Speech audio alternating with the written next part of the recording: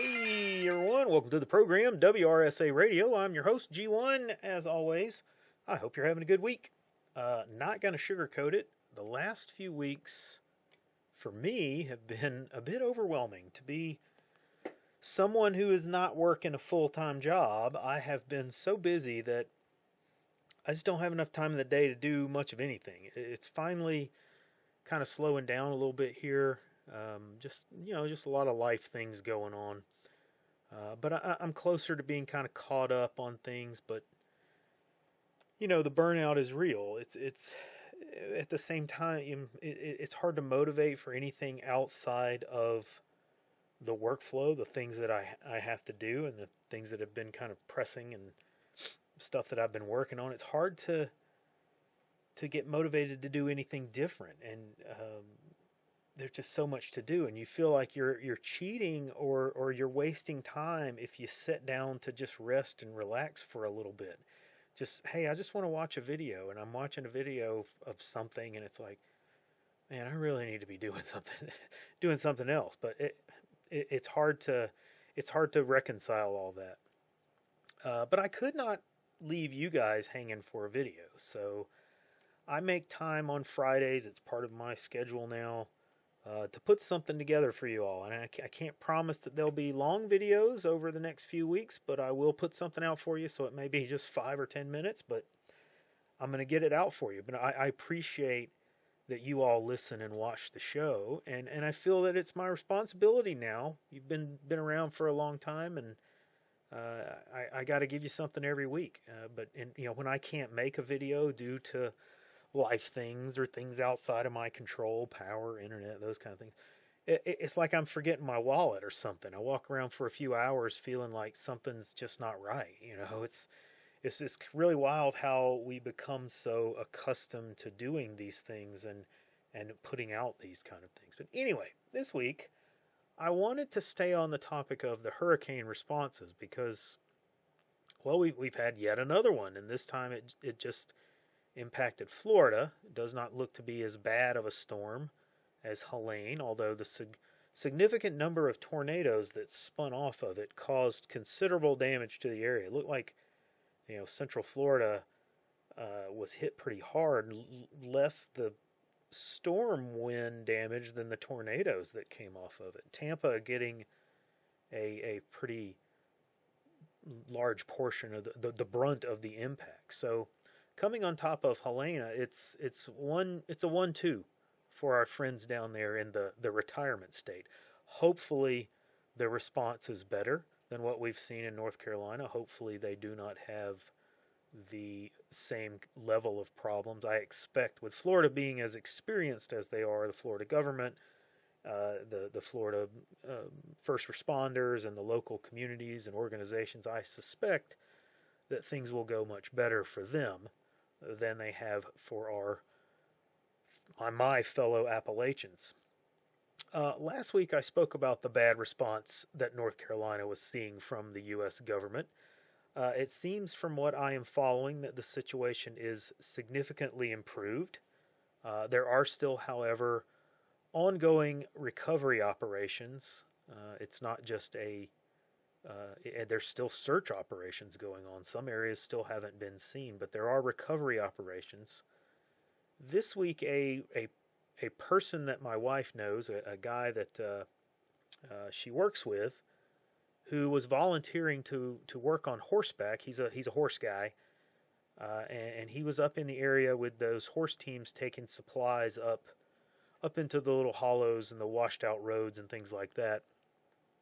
And he came back to work, I guess it was Wednesday that he came back into the office, at least, visited the office and spoke to the folks there. And so my wife got an opportunity to talk to him.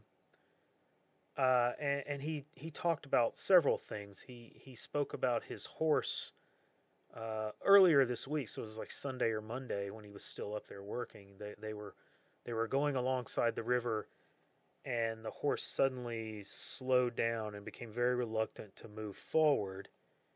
And it was at that point that he noticed that there was a body down in the water's edge, right at the edge of the river there. So they had to, call and get someone another group up there to do the recovery on that. So a first-hand account, which really is the best source of information, albeit in this case, very sad information. But again, it's just emblematic of the things that are still going on there. It's still really a multi-phase situation. It's not just searching for individuals or trying to recover bodies or trying to do cleanup. It's really all of those things going on at the same time. I'm following multiple sources, some of them people that I know personally and I have a level of trust with, who are on the scene in the area, and they're also reporting that more missing people are being, found or shown up and identified, as well as other bodies being recovered, being located. There's some happy news. At least one group of people who were previously unaccounted for were discovered apparently sheltering in a barn. They had been cut off and out of communications, homes destroyed, and they just had to make do in this barn area. So that is good news to hear, and I suspect more of that kind of information will trickle out as we go along for the next week or two. People will make contact again, and their status will become known. And it looks like that many of these locations that the death toll will potentially be lower than what we might have anticipated, what we even thought last week, which is fantastic. Let's hope that that is the case. Now, as I just mentioned, the first-hand accounts are critical information that's worth far more than what the news is telling you and what you're seeing rumored go around. So seek out the people who are trustworthy and are on the ground working and reporting, because they're going to have the best view of the situation, at least as what the people are going through, what they're seeing right there on the scene, okay? And I mention this because it is clear that there is a full court press being put on by the propaganda elements, to deal with what they call misinformation. Now, I'm also concerned about misinformation, as we all should be. I don't want to be passing on bad intel, so I try to be careful of what I put a focus on. I might mention something that later turns out to not be true, but as I know it right now, it might be true, right? So I think everybody's guilty of that. We've all done that. But the problem is, as you all know, what exactly constitutes misinformation? We have our side of the story, and the establishment has theirs. And I'm only using that term as a convenience. And anything that does not comport with the establishment or the official narrative is deemed to be misinformation. And it's astonishing to me that people that I grew up with who were so anti-conformity, they were counterculture people. They were outsiders. They saw themselves as being, more than others, more informed and more knowledgeable than other people.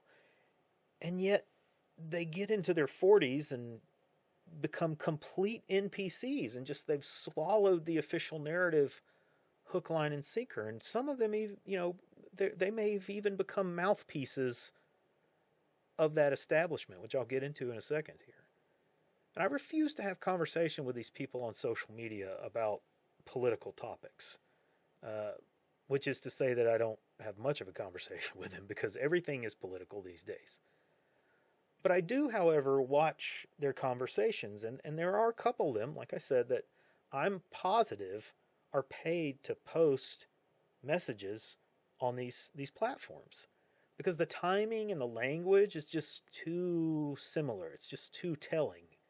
It's like you can check the mainstream media morning headlines, and then you look at their post and know that they got the new download to their dialogue function last night, because like clockwork, they will start just posting out about the same topics and using that same phrasing and focus that their handlers put out there for them. It's just a really wild timeline that we're living in. Anyway, I don't have conversations with them because it's pointless. You guys know that. Besides, I have this platform to make my points and bring this to your attention. I'm sure that I'm not the only one who has these types of people that they know. You all probably have seen someone like this that you may know personally or at least tangentially, and see them posting things and go, what the heck is up with this person? But anyway, last week the messaging was that Donald Trump was spreading misinformation about the storms, and that we have to stop listening to him and stop getting news from Fox News. We should get our information from more reputable sources. Which I had to laugh at that, because I know the reputable sources are the so-called reputable sources that they were wanting people to watch and read. You know, MSNBC and CNN and Reuters and the AP. I mean, just the mouthpieces, the shills of the establishment, right? The administration water carriers. So Donald Trump is spreading misinformation when he talks about the problems that the people in North Carolina have been facing. He's repeating information that he has seen or that his people have seen. This is the same thing going back to the debate when they talked about the Haitians in the communities in Ohio. Oh, that's just misinformation. It's lies. It's dangerous. He was talking about things that he had seen, that people had reported to him. He's passing on information. It's not like he's just making things up out of thin air. If something that a politician speaks about and passes on turns out to be false, turns out to be bad information, blame the source of the bad information. You can't necessarily blame the person that is in good faith trying to pass on knowledge. So Donald Trump's spreading misinformation. Everything's fine. FEMA's working just like it's supposed to. $750 is just a start. His lies are dangerous. This week they're attacking Marjorie Taylor Greene because she mentions weather manipulation on her X account in some post that she made. So it's dangerous for people to learn that the U.S. government has in fact been studying and working on weather manipulation for decades. That's a fact. 100% factual. That's not some deranged post by a Congress bent. It's well documented. There's patents. There's scientific papers, dozens of articles and videos, hundreds of videos and articles about it. It's out there for anybody who wants to look at it, who really wants to dig a little bit below the narrative. But it's dangerous to suggest that the U.S. government secretly has this ability, that they, in fact, figured it out. And they've learned how to direct the weather and may have possibly turned that weapon on their own people. Well, yeah, that's dangerous information. It's dangerous to them. It's not dangerous for me. That's how you know that this is a line of questioning that you might be needing to look into. The minute they start calling it misinformation, that makes me more interested in it. Now, with that said, we have to acknowledge that indeed there are rumors and bad information floating around out there. And as much as I caution against that fact, let's also acknowledge that it's not the job or responsibility of these information gatekeepers to do anything. You don't have some mandate to quash rumors and information that you deem to be damaging to your message. You've been given marching orders by your bosses, I'm sure, but you don't have a right to do it. I have a right to listen to all the information that's available and to make up my own mind about it. The way that you fight misinformation and disinformation is that you put out good, verifiable truth. You be honest, you be open and transparent. And then rumors get squashed. They don't last very long because the light of reality, the light of truth, quashes it. When you are secretive and you're hidden and you have an agenda and you use your authoritative power to attack people and crush people and hurt people, people tend to not believe the crap that you put out there. You certainly don't attack the people who are sharing info or telling you firsthand what they are seeing. Are you calling the people that are there on the ground that said, I see this, this is what I've seen, I've heard it? Are you calling them liars? Yeah, in fact they are. They're calling them liars. And somebody may report something that they've seen or heard that they may have misjudged or misunderstood. That's fine if you can come out and say, well, maybe, yes, this is what it looks like, but that's not really what it was. There's a debate going on right now about the helicopter that was landing at one of these aid sites and then took back off because they said, well, he saw that he couldn't get a good spot to land, and when he took off, all of the debris or the supplies and everything blew away, and people thought that was deliberate. And the North Carolina National Guard comes out and says, no, it was an accident. And okay, who do you believe? That's up for you to decide. I'm not going to tell you who to believe. You can watch the video for yourself. I don't necessarily prescribe any malicious intent to that pilot. Myself, me personally, I think it probably was accidental. But I certainly can understand why people might believe that it was deliberate. You decide. But that's how you know that they're trying to manipulate the narrative when they do that, when they attack the messengers. Now, moving on, there is something else that I want to address that came up this week while watching a video from the area. A YouTube channel called On3, which is very good. It's related to the Survival Dispatch channel. I think it's Jason from Survival Dispatch's other personal channel. I think he has a publishing company or something called On3. But at any rate, it's good stuff. Go over there and watch his videos from the area that he has been going into helping out.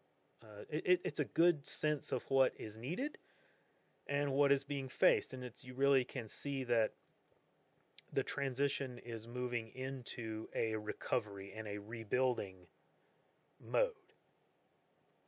But he brought up something in one of the videos from the other day. He was making his way into a specific town, an area to work with a group of people that he knew or knows and he's affiliated with.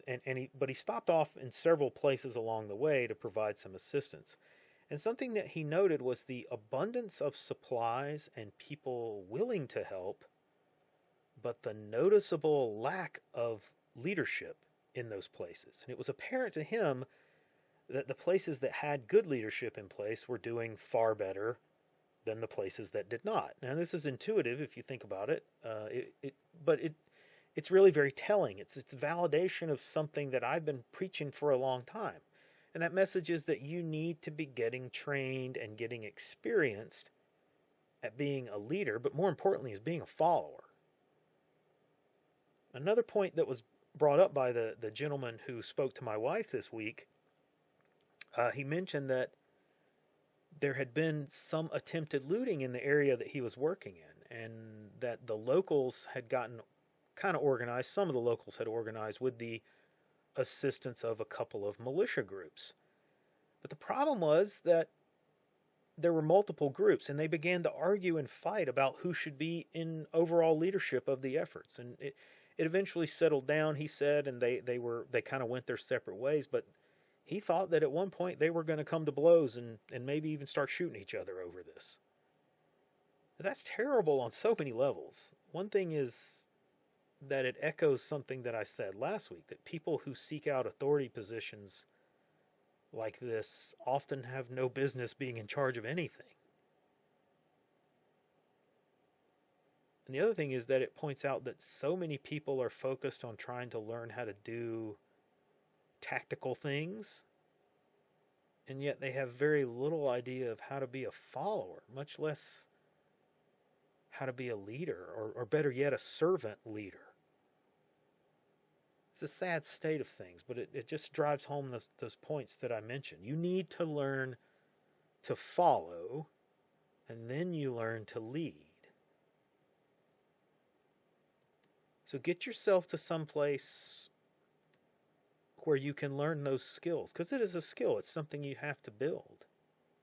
You may not have a whole lot of time, but do what you can. Get to a church group, a civic organization, one of these rescue response type organizations, or a school like One Shepherd that I've been going to, or something a little bit more official like many states like the state of Georgia, the state of Florida. I know they have state guards. Okay, they're paramilitary or military type organizations. Get into one of those, something. Learn to be a leader, because when the big emergency happens, there are going to be tons of people with the will to do, but they're going to have no one to lead them. Now that's all I have time for this week. Like and subscribe. Come see us over on Gab, Nice Crew, and the Cold Fury blog, and I will see you on the next episode.